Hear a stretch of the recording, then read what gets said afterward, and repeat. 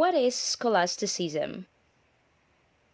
Scholasticism comes from the Greek word scholastikos, a Latinized form of the Greek word scholasticus, which literally means that which pertains to a school. Hence, the scholastics were referred to as the schoolmen.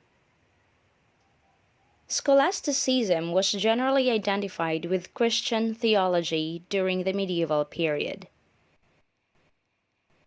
As is well known, the early Christian thinkers were confronted with questions relating to the reconciliation between reason and revelation, science and faith, philosophy and theology.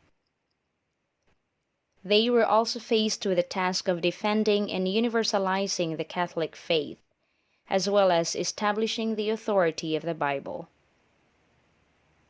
In doing so, the scholastics, or the schoolmen, referred to specifically as the doctors of the Church, or the teachers of the faith, developed a method in the teachings of the Church's dogmas.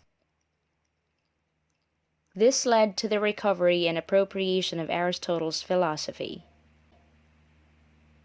As we can see, scholasticism began originally as an attempt to synthesize Aristotle's philosophy and Christian theology and show what implications this synthesis had for one's life.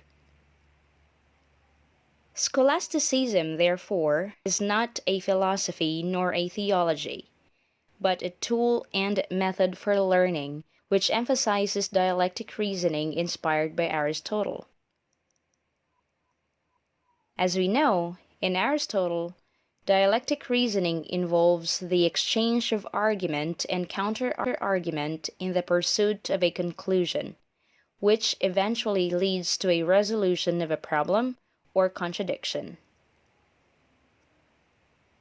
The scholastic method involves a thorough and critical reading of a book by a renowned scholar or author, referencing any other related documents and commentaries on it, and noting down any disagreements and points of contention.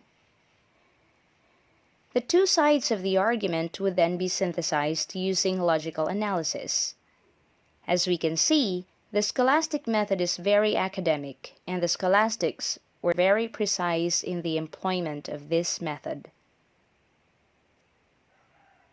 Saint Anselm of Canterbury was considered by many as the founder of scholasticism. But it was Peter Abelard and later on St. Thomas Aquinas, the most famous of all the scholastics, who had conscientiously applied the scholastics method in teaching the Christian faith. What is